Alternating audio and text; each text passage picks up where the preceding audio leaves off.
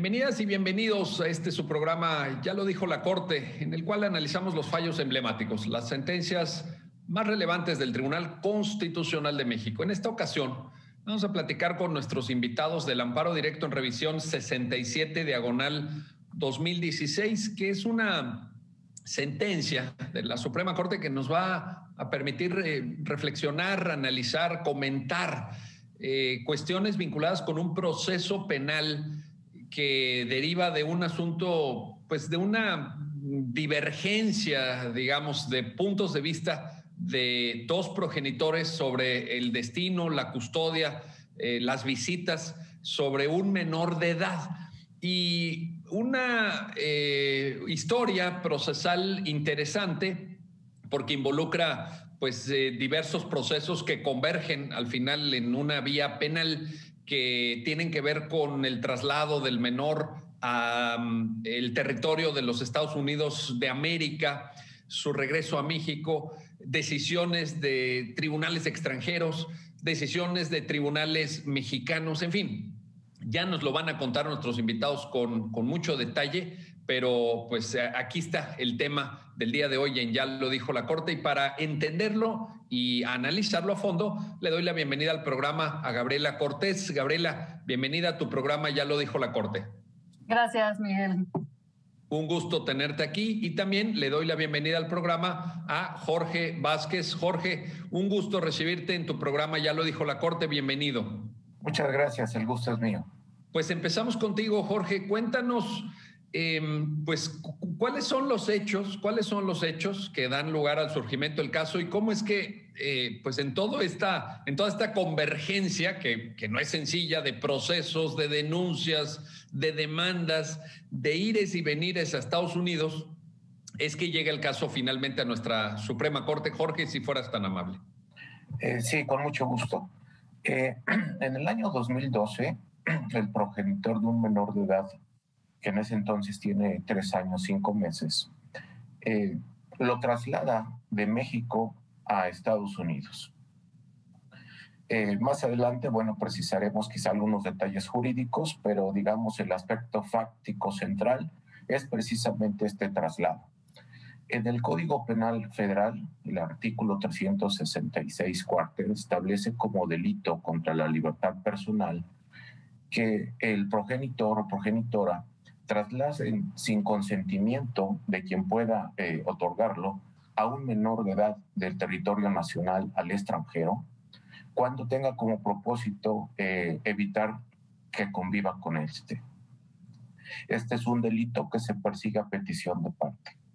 Entonces, estos hechos pareciera en principio que pudieran encuadrar en el tipo penal que acabo de comentar, y por lo tanto se inicia un procedimiento penal que culmina con una sentencia que absuelve al progenitor. Más adelante daremos los detalles, pero bueno, este es el hecho central: el traslado de un menor del territorio nacional al extranjero, en medio de una serie de conflictos de orden familiar que, como bien había señalado, bueno, pues había algunos criterios emitidos en tribunales mexicanos y otros en tribunales del extranjero que hacen que esta problemática se complique. Bien, con motivo de esta investigación, comentaba yo, se emite una sentencia de primera instancia que absuelve, en este caso al progenitor, quien había sido acusado de haber cometido este delito contra la libertad personal del menor. Se recurre la sentencia y el Tribunal de Apelación confirma la absolución. Aquí es importante señalar que, dada la complejidad de los hechos y los elementos exigidos por el tipo penal, vamos a encontrar una diferencia de opinión entre el juez de primera instancia y el Tribunal de Apelación. En este caso, el juez de primera instancia, dado los antecedentes de las controversias familiares que advirtió en el expediente, consideró que el progenitor no necesitaba el consentimiento de la mamá para ese traslado. El Tribunal de Alzada no comparte esta consideración, pero estima que el traslado no tenía como propósito evitar la convivencia de la madre con el menor. Derivado de esta confirmación de la absolución por parte del Tribunal de Alzada, un tribunal unitario, la mamá promueve un amparo directo. Este amparo directo es del conocimiento de un tribunal colegiado que al analizar el caso llega a la determinación de que debe negársele el amparo a la mamá, y ella, inconforme con la decisión, interpone un recurso de revisión que, como sabemos, su procedencia es excepcional en estos casos, el cual llega finalmente a la Suprema Corte, y por razón de la materia le corresponde decidirlo a la primera sala. Bien. En principio, las decisiones que toman los tribunales colegiados de circuito pues no son revisables. Sin embargo, la Constitución establece que de manera excepcional la Suprema Corte puede analizar el caso y revisar si, derivado de la sentencia, subsiste una cuestión constitucional que amerite un pronunciamiento de carácter, en ese entonces, de importancia y trascendencia. Actualmente se habla de interés excepcional, pero bueno, son casos excepcionales los que llegan a la Corte una vez que se ha pronunciado un tribunal colegiado de circuito. El Tribunal Colegiado de Circuito en la sentencia hace una interpretación del interés superior de la niñez, y eso es precisamente lo que detona la posibilidad de que la Suprema Corte revise esa sentencia de amparo.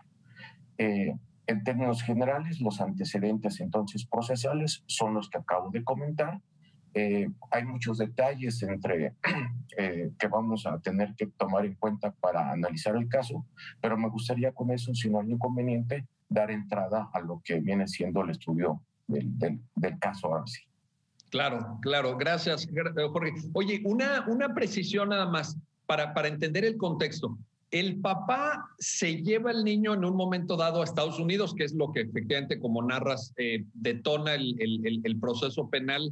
¿Y quién tenía en ese momento la guardia y custodia? ¿La mamá? Sí, bueno, aquí es una cuestión un tanto compleja. Como se había adelantado, tenemos decisiones emitidas por órganos jurisdiccionales mexicanos y otras por órganos jurisdiccionales extranjeros, en particular del estado de Texas en Estados Unidos. Bien, dentro de la problemática que tenemos en el caso es que la mamá registra al menor como mamá soltera. El menor, bueno, pues en esas condiciones se encuentra en México con un acta de nacimiento en donde se aparece solamente registrado por parte de la mamá, y el papá inicia un trámite para que se le reconozca como padre del menor. Este trámite se inicia en México.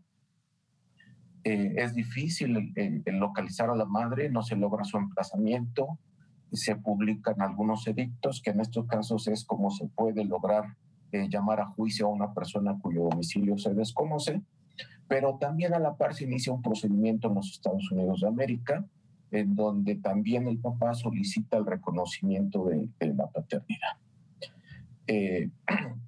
Antes de que sucedan los hechos, ya existe una determinación que le reconoce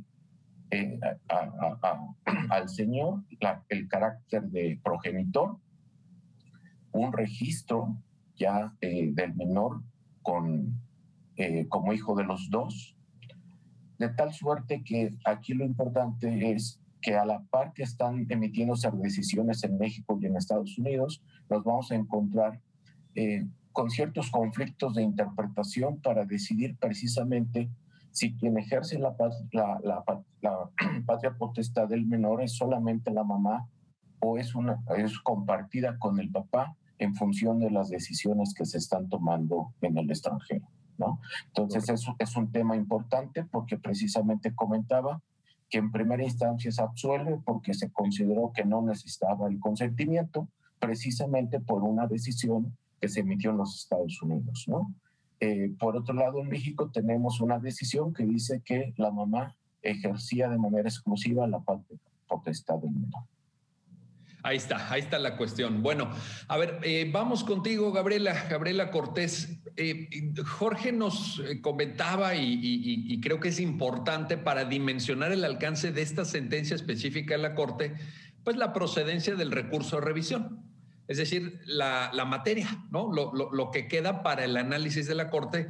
Y nos decía Jorge, Gabriela, pues está el concepto del interés superior de niñas, niños y adolescentes, que en el análisis que hace la sentencia, en el análisis de la primera sala, pues le dedica bastantes páginas a resumir toda una doctrina. En un momento dado, Gabriela, la sentencia dice, el concepto de interés superior del niño es un concepto indeterminado, es decir, un concepto que requiere de un análisis caso por caso, que tiene lineamientos generales, pero que hay que llenar, hay que dotar de contenido. Platícanos, Gabriela, un poco sobre este concepto de interés superior para empezar a enfocar el análisis que hace la Suprema Corte en la sentencia, si fueras tan amable. Claro que sí, como bien ya lo había comentado Jorge, este es un asunto penal. Llega a la Corte por el análisis constitucional y va a ser a la luz justamente del cuarto constitucional del interés superior de la niñez y obviamente también el análisis convencional y la doctrina interamericana que se ha hecho al respecto de cómo un delito, ¿no? La madre, que en este caso es quien recurre, porque pues todas las sentencias, digamos, en esta secuela penal fueron favorables para el padre, ella quiere que se vea con esta perspectiva de cómo la interpretación, porque el colegiado hace una interpretación del precepto, del artículo del Código Penal, a partir de esto, decir, oye, pues sí, a ver, el interés superior del menor es de los que está por encima de muchas otras cosas cuando estamos haciendo ejercicios de ponderación. El cuidado, el respeto, la necesidad de protección que requieren niñas, niños y adolescentes, y bueno, en este caso cuando viene, además de problemas de índole familiar, aquí también lo interesante es esto, ¿no? Recordando a lo mejor gente de mi generación antes que ibas a la facultad y los programas eran distintos y pensabas que las soluciones se daban abriendo un código y ahí estaba el resto y se acababa, pero nunca te habías puesto a pensar cómo un solo hecho o como un solo conflicto puede ir saltando entre materias que, como comentaste al principio del programa, van a converger en algún punto, ¿no? Para una resolución específica que aquí, insisto, ¿no? Fue un tipo delictivo.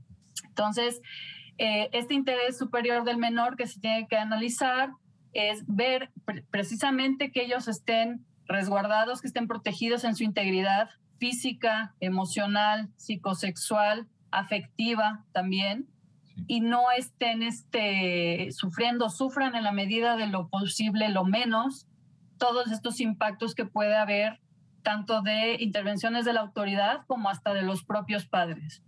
En este caso, el conflicto, ya lo había comentado Jorge, tal cual, es una pareja que tiene una relación de menos de un año. Antes del nacimiento del niño se separan.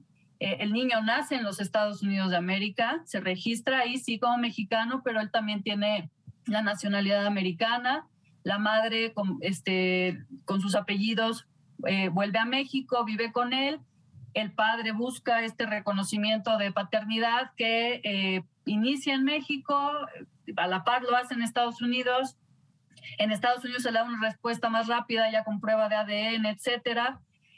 Y empieza este paralelismo que habíamos ya comentado en una confronta entre sentencias. Se inician no solo procedimientos familiares en la Ciudad de México, sino también en el estado de Morelos.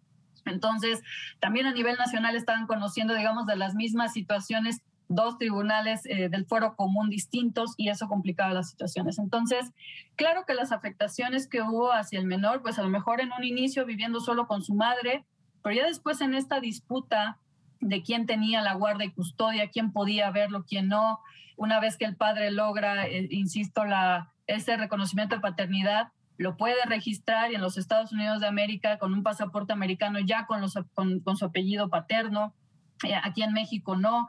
Eso le daba a él esa autorización de traerlo a Estados Unidos, pero entonces la madre daba en una ocasión aviso de secuestro, y entonces al ingreso a Estados Unidos, pues la policía de aduanas, etcétera, los detiene, están revisando al padre, el niño se altera, y todo esto a cortos 3 años, 5 años, que es la edad en que él se estaba dando cuenta de estas situaciones. Entonces, claro que ya al final, cuando llega esta denuncia penal, que es en un momento en donde ya se tiene cierta certeza de guarda y custodia compartida, como dijo Jorge, fue cambiando entre si solo la madre, solo el padre, etcétera, y que se permitiera la residencia porque el padre sí estaba habitando allá en Estados Unidos a pesar de no ser ciudadano americano, como los Estados Unidos ya en un recurso de apelación en Houston reconocen que el padre lo puede llevar libremente, que tiene también guarda y custodia, incluso ahí le llaman una custodia administrativa, que es como el que tiene como más amplias decisiones, y cómo llega el niño a Estados Unidos a través ya de una orden aquí en México y un evento muy difícil que fue tomarlo por la fuerza cuando va a la salida de la escuela, ¿no? Y eso es lo que da origen justo a la denuncia penal de la madre cuando el niño es tomado de la escuela por su padre, acompañado de un actuario judicial y llevado a los Estados Unidos. Entonces, claro que todas estas afectaciones, el ver a los padres pelear, el reconocer a tu padre, el constante cambio de residencia de un lugar a otro, por supuesto, seguramente esta influencia psicológica y de angustia son elementos que claro que se tienen que analizar para verificar en cualquier situación jurídica y también en el aspecto normativo, cuando estamos haciendo interpretaciones constitucionales, cómo afecta al interés superior de la niñez el análisis que va a hacer un tribunal colegio de circuito en este caso, o la corte cuando ya lo concreta en este asunto. Oye, me llama la atención comentario, esta observación muy atinada que haces, Gabriela, me parece, en el sentido del tránsito de materias, porque en efecto uno pensaría que el origen de este asunto pues está en el seno de la jurisdicción propiamente familiar y que ahí tendría que haber encontrado un cauce, ahí tendría que haber encontrado una solución incluso. Sin embargo, en un momento dado, como muy bien referiste, Gabriela, brinca la jurisdicción penal, pero ahí ya cambia todo. Yo creo que ahí cambia todo, porque obviamente las consecuencias, por duras que sean, que lo son muchas veces, de la jurisdicción familiar, pues no se comparan con el tema penal, porque en el tema penal sí ya estamos hablando de otra forma de ejercicio de sanciones por parte del Estado, en este caso el Estado mexicano, y en donde ya lo que está en juego son bienes jurídicos de otra naturaleza. Esto, Gabriela, ¿cómo valorarlo? ¿Cómo entender esto? ¿Deriva de la propia intensidad del pleito entre ellos? ¿Deriva del hecho de que no supieron dejarlo circunscrito al tema familiar propiamente? Claro, lo que pasa es que creo que siempre cuando se toca hijos y ámbito familiar puede ser tan sensible que las personas a veces podemos llegar a tomar medidas que no estamos midiendo. Y sí, claramente, o sea, estamos en un problema familiar que siempre son duros, pocas veces, desgraciadamente, son civilizados. Idealmente querríamos que una custodia o un divorcio o una separación concubinal, etcétera, fuera lo más civilizada y tranquila posible, ¿no? Y no solamente por el bienestar individual de cada una de las personas que están involucradas en ese núcleo familiar, en la parte de pareja, sino también si hay descendencia, pues por las hijas y los hijos. No, eso es lo ideal. Pero son tan encarnizados y tan violentos estos asuntos que claro que pueden llegar a escalar a estos grados. ¿Por qué? Porque quizás y no se puede juzgar, ¿no? En un punto de desesperación o algo, podemos llegar a tomar decisiones y últimas decisiones y mecanismos que trascienden al grado de denunciar al progenitor, ¿no? En el ámbito penal. Y no es, hay muchos casos, en este fue por secuestro. Hay otros también en el que se llega hasta acusar por abusos o violaciones sexuales, ¿no? De este tipo de cosas. Entonces, claro que el giro que puede dar ya un cauce legal de alguna situación familiar puede cambiar por completo, porque aquí, y sí me parece afortunada tanto la decisión de los tribunales ordinarios como el colegiado y obviamente la Corte, que de cierta forma está confirmando esta desde mi punto de vista, correcta interpretación del artículo que Jorge va a comentar, hubo una absolución, no hubo una privación de la libertad, pero como comentas, el ámbito penal es muy delicado. Los bienes jurídicos que se involucran, pues sí son de la mayor trascendencia en la esfera de las personas. Entonces, no es lo mismo seguir un juicio así y sí, desgraciadamente, estar peleando cuál va a ser la residencia del niño, quién tiene la custodia, incluso hasta problemas económicos de si son las pensiones, etcétera, que no fue el caso, ya a mi padre está en la cárcel o está en un proceso penal o está detenido,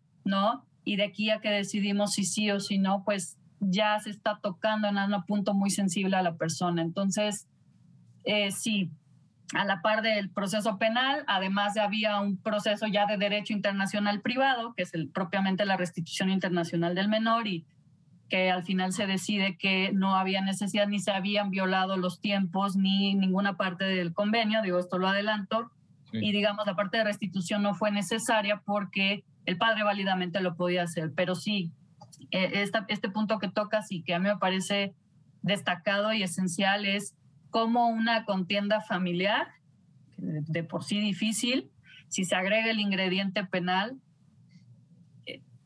puede ser muy doloroso y tener consecuencias a veces pues ya irreparables o difíciles de enmendar, ¿no? Ya sanar esas heridas y corregir ese tipo de situaciones es muy complicado. Insisto, como aquí es interés superior de la niñez, ¿cómo impacta eso en las niñas, niños y adolescentes con este tipo de situaciones, ¿no?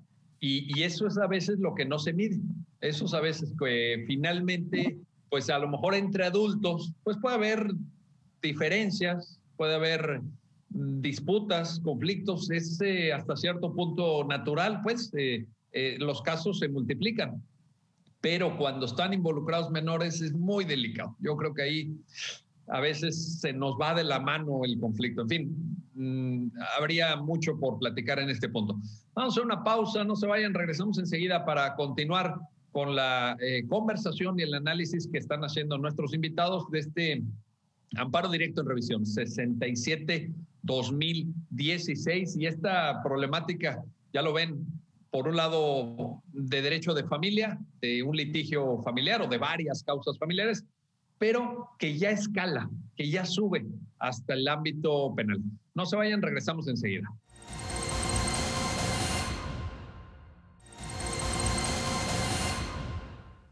Bueno, pues ya estamos de vuelta, ya estamos de regreso para continuar en esta conversación, en este comentario que estamos haciendo con nuestros invitados del amparo directo en revisión 67/2016. Y quiero regresar contigo, Jorge Vázquez Aguilera, para plantearte lo siguiente. En un momento dado, la sentencia narra cómo el progenitor entra en territorio norteamericano.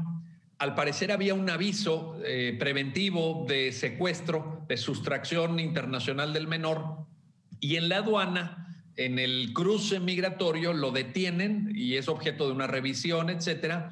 Y a partir de ese momento hay una manifestación, creo que se hace, ya nos lo indicarás tú, Jorge, en ese mismo recinto migratorio, etcétera, donde el padre dice que se está llevando al niño a Estados Unidos porque no quiere que la madre sepa dónde está. O sea, y ahí parecería que habría algún elemento cuestionable o algún elemento que pudiera tener consecuencias jurídicas. Cuéntanos esa parte, Jorge. ¿Qué es lo que sucede ahí? Sí, como ya se advirtió, bueno, pues estamos ante un traslado del territorio nacional al extranjero. Se hace vía terrestre al llegar a la frontera y efectivamente ya había un aviso de que se le había privado al menor de la libertad personal y por lo tanto, bueno, pues retienen al papá y al menor en el punto fronterizo para determinar qué procedía jurídicamente, y el papá en ese momento manifiesta que él tiene la custodia administrativa sobre el menor. Esto desde luego le permitía a él en ese momento, conforme a las decisiones de los tribunales de Estados Unidos, trasladarlo. Es más, tenía él bajo su resguardo el pasaporte del menor, precisamente para se entiende que con la posibilidad de poderlo llevar al extranjero, y por lo tanto en ese momento se les permite la entrada a los Estados Unidos, y ahí el papá manifiesta que lo está haciendo para salvaguardar la integridad del menor, porque consideraba que la mamá estaba ejerciendo conductas violentas en su perjuicio, y que bueno, él tenía derecho, conforme a las decisiones que había emitido una corte en Texas, de llevarlo a donde el papá vivía.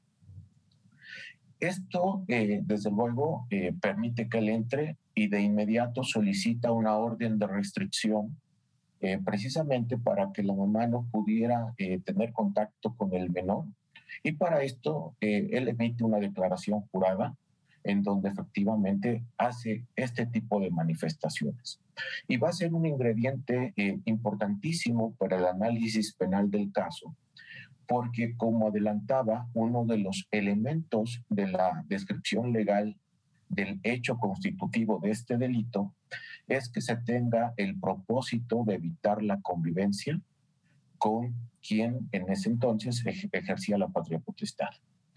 Esto desde luego va a ser objeto de discusión a lo largo de las sentencias de primera, segunda instancia y posteriormente en el juicio de amparo, para determinar si efectivamente se actualizaba o no este elemento subjetivo del delito. En la doctrina penal hacemos la distinción entre los elementos objetivos, normativos y subjetivos del tipo penal. En este caso estamos hablando de un elemento subjetivo específico. Esto significa que es diferente al dolo. Y por lo tanto tenemos que analizar si efectivamente se tenía ese propósito y si ese propósito era en un supuesto, digamos, contrario al derecho. Es decir, tengo la intención de evitar esa convivencia al margen del ordenamiento jurídico, o estoy tratando de evitar esa convivencia a través de una autorización judicial, una orden de restricción en este caso, para salvaguardar al menor. Y este es uno de los puntos que se van a analizar en la determinación. Cabe señalar que el papá le solicita a un juez mexicano la recuperación del menor en territorio nacional a través de una diligencia judicial. Efectivamente, él se presenta a la escuela a la hora de la salida y con el apoyo de un actuario judicial se le requiere al personal de la escuela la entrega del menor.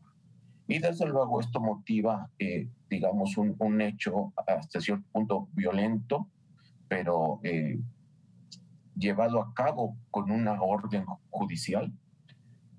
Y desde luego estamos hablando de algo que impacta, ¿no? Digamos, ya se comentaba aquí que hay una serie de sentimientos mezclados, de circunstancias personales que hacen que esto se complique muchísimo, y desde luego pues tenemos que señalar que la ejecución de esta diligencia generó cierta violencia emocional, ¿no?, para los involucrados.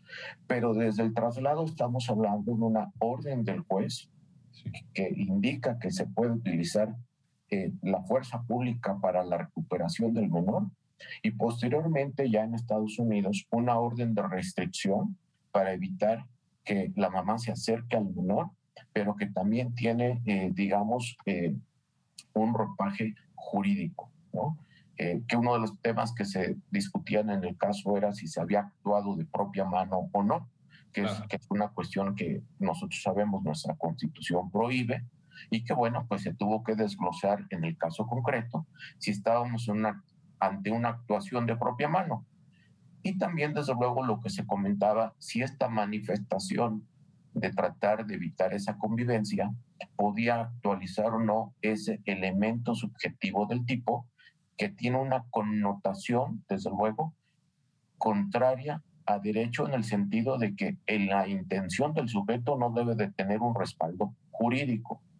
Es decir, yo quiero evitar la convivencia, pero al margen de la ley. Claro.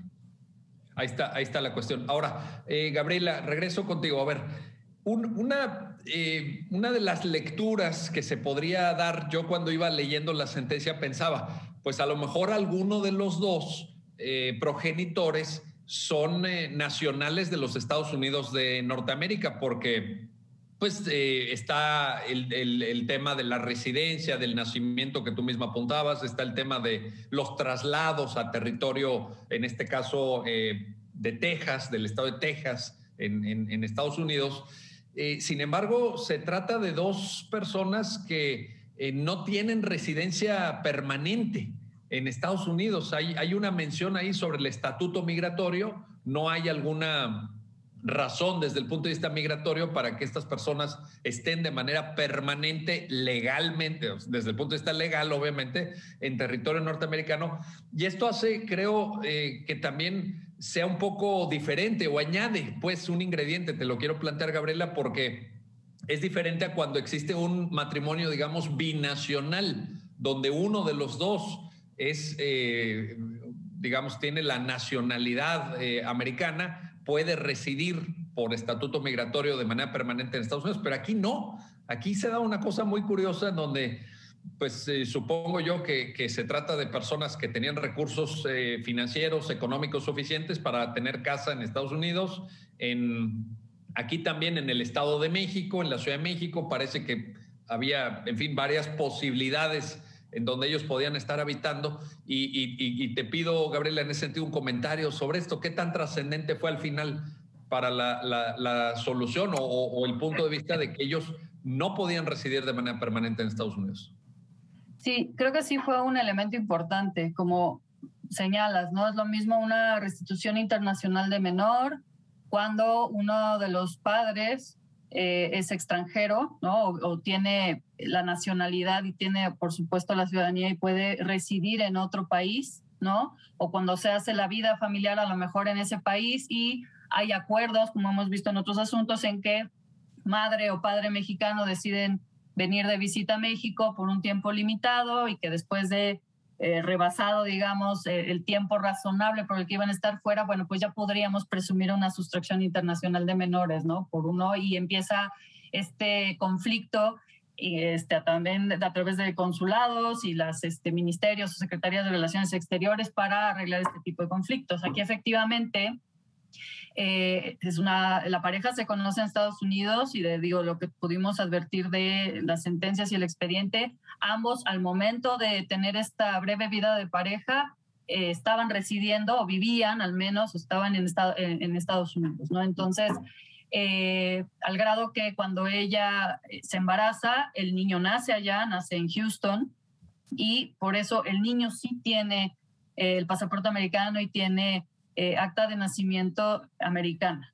¿Qué pasa? Que sí, claro, ella, como antes del nacimiento ya habían terminado la relación de pareja, se regresa a México con su familia, registra al niño, también en acta mexicana, solo con sus apellidos, y lo mismo, ¿no? Cuando ya después de todo esta contienda, tanto el reconocimiento de paternidad, que se adecuen los documentos oficiales del niño, en este caso acta de nacimiento y pasaporte, y después que ya están en este ir y venir de custodias y patrias potestades, etcétera, cuando por fin pareciera tener un acuerdo entre las partes, tanto en los juzgados nacionales como en Estados Unidos, pues bueno, viene la decisión de dónde puede vivir el niño. Y esa decisión se la otorgan, además de forma exclusiva al padre en un inicio, ¿no? Entonces, era señalar que sí podía vivir en México, Ciudad de México, Estado de Morelos. Además, incluso en la Ciudad de México señala ciertas alcaldías, ¿no? Bueno, en ese momento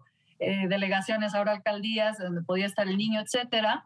No hay ninguna mención jamás de si el padre tiene la nacionalidad o la residencia legal en los Estados Unidos, pero sí advertimos todo el tiempo, y por cómo está llevando también los procesos respectivos allá, que él está habitando allá. No sé si por causa de trabajo o por contar con algún inmueble donde pueda vivir, no lo sé, eso lo desconozco. Lo cierto es que, claro que cuando él hace este tránsito con el menor a Estados Unidos, pues se tiene como legal y válido, ¿no? Digamos, el padre no está tampoco y no está señalado en alguna alerta migratoria o algún tipo de situación ilegal en la que estuviera allá. Era como un tránsito normal, incluso podría presumirse hasta de viaje, ¿no? O de vivir ciertos meses fuera y lejos, ¿no? Entonces, complica porque, como ya hemos platicado, a la par del proceso penal, de esta denuncia penal que se hace, pues también se inicia el proceso de restitución internacional. Esta denuncia la conoce en una primera instancia, se conoce en Houston.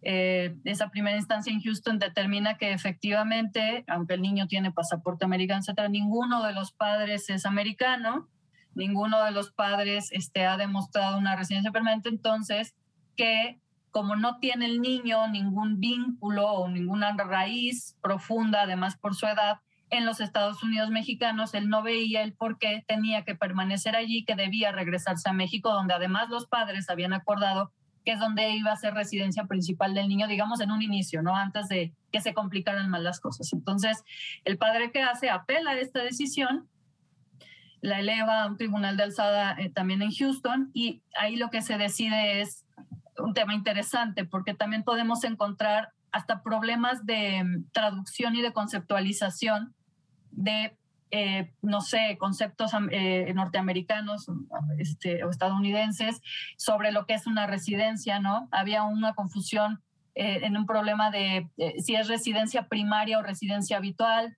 El tribunal de Houston dice es que hay una confusión de la madre, porque aquí en Estados Unidos, al menos en la legislación de Texas, no tenemos el concepto residencia primaria, no existe. Manejamos el concepto residencia habitual. Y bueno, el hecho de que el padre tenga una residencia habitual aquí en Estados Unidos y que tenga a dónde llegar, un inmueble, etcétera, no estamos valorando si el niño tiene un arraigo hacia la cultura norteamericana, es pequeño además. No estamos valorando nada de eso, estamos valorando si sí debe haber una restitución o no. Y lo que hace ese tribunal de alzada es revocar la decisión y decir no es necesaria una restitución.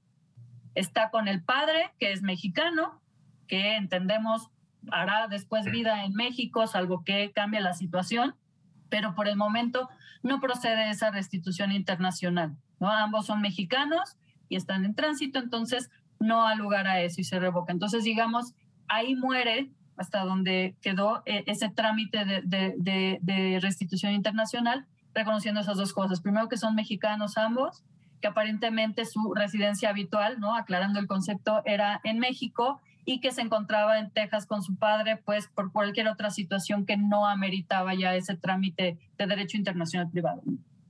Correcto, ahí está la cuestión. Bueno, vamos a hacer una pausa, no se vayan, vamos a regresar enseguida en unos minutitos para continuar con la tercera parte de este análisis y comentario de la sentencia que resuelve el amparo directo en revisión 67/2016 y toda esta problemática de esta divergencia de criterios, de este conflicto en el seno de una pareja que tiene por objeto precisamente a un menor de edad, menor que en ese momento tenía poco más de 3 años, que bueno, el pleito se extiende a lo largo del tiempo y el niño va creciendo también, pero que arranca cuando el niño pues estaba en una edad todavía muy, muy tierna de 3 años y todo lo que deriva hasta llegar a un proceso penal. Sobre esto seguiremos platicando, no se vayan, regresamos enseguida.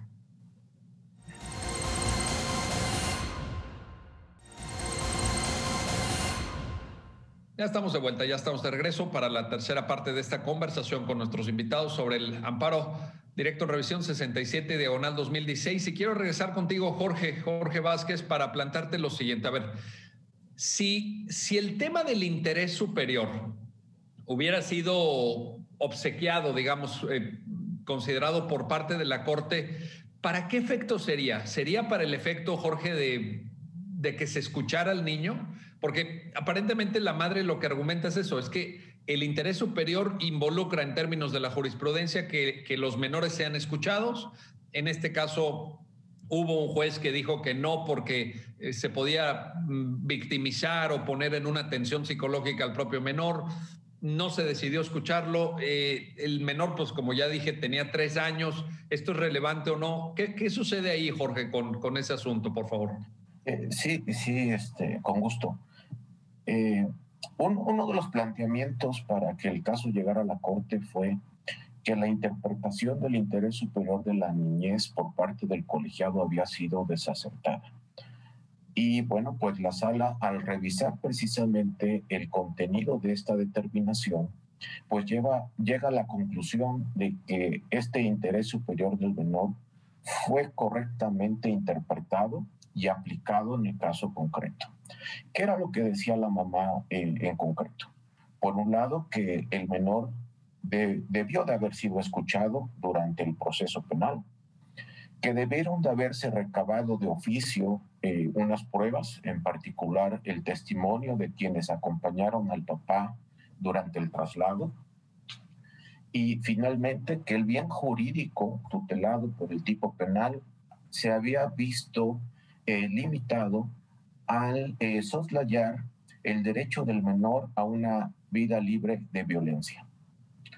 Revisada la sentencia del colegiado, pues advertimos en principio que siguiendo la doctrina jurisprudencial de la Corte, determina que este interés superior tiene 3 dimensiones, como derecho sustantivo, como principio de interpretación fundamental y también en su aspecto o dimensión procesal, ¿no? Respecto de que el menor no haya sido escuchado, el tribunal colegiado destaca que no en todos los casos se debe de escuchar al menor, que el interés superior del menor implica un concepto indeterminado que debe de ser analizado diferenciando zonas, así lo manejó la Suprema Corte. Una, digamos, que tiene certeza positiva, en donde nos dicen, mira, esto es lo mínimo que tenemos que hacer. Una de certeza negativa, en donde dice, esto ya no se puede hacer, es muy claro que no se puede hacer. Y una zona intermedia, que es amplia y permite a los juzgadores tomar diferentes decisiones. Y precisamente en esta zona intermedia se analiza si era necesario o no que en el caso se escuchara al menor, y se llega a la conclusión que en interés superior de este no era necesario que se le diera intervención en el proceso penal por su edad y por las consecuencias que le pudiera generar precisamente el que se le escuchara, digamos, en este ambiente de conflicto entre los papás. Respecto de las pruebas, se determinó también que había sido correcto no recabar el testimonio de estas 2 personas que acompañaron al papá durante el traslado, porque lo que se quería acreditar con el testimonio de estas personas ya se había podido demostrar con otros elementos de convicción. De tal manera que, bueno, pues estamos viendo que en el caso concreto, tomando en consideración precisamente los lineamientos de la Corte sobre el concepto o interés superior del menor, el tribunal colegiado en esa zona intermedia tomó la decisión de que en el caso concreto pues no había sido necesario este tipo de actuaciones. Y esto, desde luego, la Corte, la primera sala, lo consideró adecuado, es decir, no advirtió una interpretación incorrecta del interés superior del menor. Y también hace la precisión de que este concepto de interés superior del menor no puede servir para tener por acreditado un delito que no se actualiza, es decir, analizando estos elementos que comentábamos, que le dan precisamente la connotación al hecho de punible, si no se actualizan, no podríamos aducir el interés superior del menor para soslayarlos. De tal manera que en el caso concreto no estamos ante un indebido entendimiento del interés superior del menor, y esto es precisamente lo que hace del caso un caso interesante, novedoso, porque normalmente habíamos tenido determinaciones en donde se analizaban casos en el ámbito familiar, en el ámbito civil, pero bueno, en esta ocasión, como se decía, converge el interés superior del menor en un caso penal, en donde es muy delicado, desde luego por las consecuencias que acarrea, un entendimiento indebido de este concepto jurídico fundamental que no debe de ser usado para soslayar, digamos, la necesidad de que el Estado, a través de la Fiscalía, acredite que efectivamente en el mundo fáctico se ha cometido una conducta que amerite una sanción penal, que en el caso concreto, bueno, pues es privativa de libertad. Y bueno, eso es lo que le da este carácter novedoso al caso y que se advierte precisamente, como decíamos, cómo se entendió el interés superior del menor en un asunto del orden penal. Correcto, gracias Jorge. Oye, y en este sentido, Gabriela, podremos decir que en la lectura que se hace de la sentencia, pues al no haberse configurado estos elementos del delito a los que Jorge aludía, pues ya el tema del interés superior, como él mismo lo acaba de explicar, quedaba un poco de lado, ¿no? Porque, por ejemplo, si hubiéramos dicho que se escuche al niño, pues sí, pero ¿qué efecto hubiera tenido para la acreditación o no acreditación de los elementos del tipo penal? No, vaya, no hubiera cambiado nada y la Corte ya había afirmado en la secuencia del razonamiento muy parecido a lo de los órganos inferiores que no se daban los elementos del tipo penal. Entonces, ¿qué se hubiera logrado o qué se hubiera añadido tomando en cuenta el punto de vista del menor? Porque desde el punto de vista penal, pues no es lo mismo que a lo mejor en un aspecto familiar de quién tiene la guardia y custodia o en qué términos se ejerce el derecho de visita, lo cual es muy comprensible. Pues ahí sí escucha al menor y sensibilízate como juzgador de qué es lo que el menor expresa. Pero aquí en materia penal, Gabriela, ¿cómo entenderlo? ¿Qué trascendencia hubiera tenido, por ejemplo? Que creo que el silogismo que se planteó en este caso y es lo que lo hace particular y lo destaca es justo por la forma en que se codifica el derecho penal, en donde el margen, ¿no? Y Jorge me lo podrá corregir más, pero digamos, los tipos y todos los elementos de ese tipo, de ese delito, etcétera, tienen que estar en la medida de lo posible, lo mejor definidos posiblemente, ¿no? O sea, sí. El margen de grises o de lagunas no puede ser amplio porque traería como consecuencia una ilegalidad, por supuesto, ¿no? Una inconstitucionalidad en ese tipo y desde luego cómo va a impactar en la persona, en su libertad, ¿no? En su récord como delictivo, etcétera. Entonces, acá el interés del superior de la niñez, bueno, niñas, niños y adolescentes, no es que quede completamente de lado en la materia penal, sino cómo intentó ser utilizado en este caso. Acá se estaba buscando condenar al padre por la comisión de un delito y que su conducta encuadrara en la descripción que hace el 366 Quater, ¿no? ¿Para qué? Pues para privarlo de libertad, etcétera, o para que recibiera alguna pena de índole criminal, penal, ¿no? Entonces, sobre pretexto del interés superior de niñas, niños y adolescentes, se quería hacer una interpretación conforme, bueno, eso al menos era la pretensión de la quejosa y recurrente, que era la madre, para como que los órganos judiciales fueran quienes rediseñaran ese tipo, ¿no? Y le dieran otro alcance para hacerlo acorde, obviamente, a su pretensión y, entre comillas, ¿no? A las necesidades del niño de ser escuchado, de a lo mejor de con quién quería estar y que si estuvo bien o mal, ¿no? O sea, un niño de 5 años preguntarle, ¿está bien o mal que tu papá te lleve o no?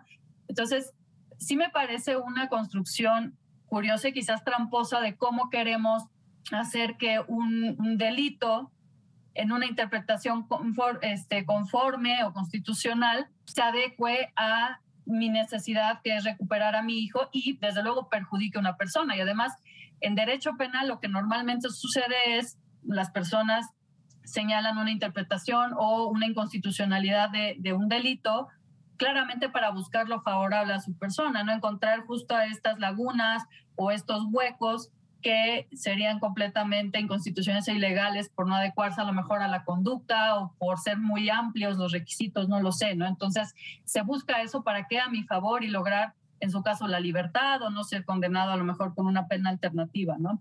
Y acá era al contrario, es adecuar un tipo penal para perjudicar a mi contraparte en el juicio familiar, ¿no? Lo cual pues no es posible, no podemos llegar a adecuar un delito a intereses personales y además para perjudicar a alguien, más de lo que ya el tipo está diseñado para perjudicar en caso de que se configuren todos los elementos, ¿no? Entonces, en este caso en específico, creo que sí fue el pretexto el interés superior de niñas, niños y adolescentes para un interés particular que impactaría desde luego, o esa era la intención, en un conflicto de orden familiar, ¿no? Ese es como yo veo esta construcción, y lo interesante pareciera una construcción atípica a la que normalmente se hace en un planteamiento de constitucionalidad.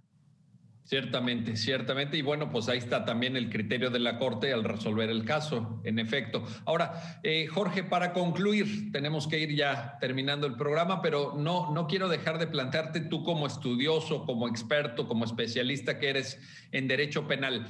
Este comentario que me parece muy atinado que nos acaba de compartir Gabriela, ¿no te parece que de alguna forma también está demostrando una instrumentalización del derecho penal que quizá no sea del todo compatible con un principio que ustedes, los penalistas, pues siempre explican y conocen muy bien, que es el concebir al derecho penal como la última ratio, como la última razón en el ejercicio de la potestad de castigar por parte de un Estado? Porque pues uno podría pensar, y creo que empata mucho con la lógica del comentario de Gabriela, que este tema se tenía que haber atorado en una jurisdicción propiamente familiar, con todo lo álgido, con todo lo difícil y duro que puede ser un pleito con esta intensidad, que revela profundas divergencias entre la pareja. Pero recurrir al derecho penal, Jorge, no nos altera, no nos afecta esa visión del derecho penal como última ratio. ¿Qué diría un penalista como tú, Jorge?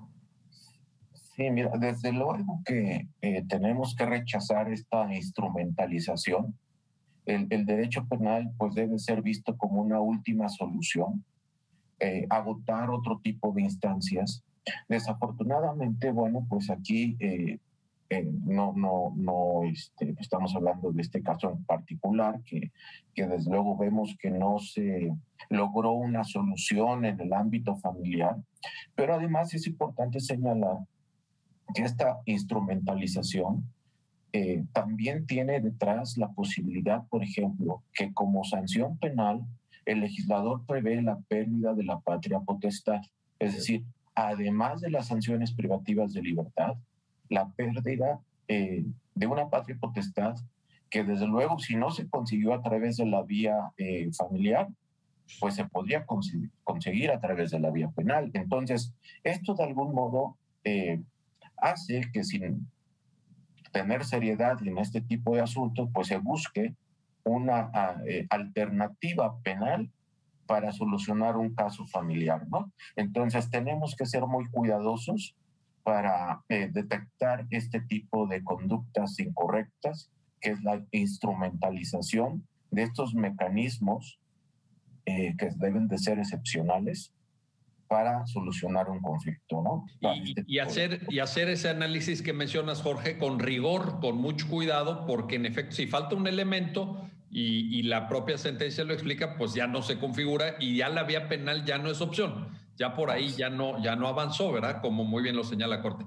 Oye, nos queda menos de un minuto para terminar el programa, pero Gabriela, me gustaría que nos despidiéramos con una reflexión, porque fíjate, lo que acaba de decir Jorge es importantísimo. Jorge acaba de llamar la atención sobre el rigor, el cuidado, el detalle con el que un juzgador tiene que analizar esta instrumentalización de un tema propiamente familiar hacia el derecho penal.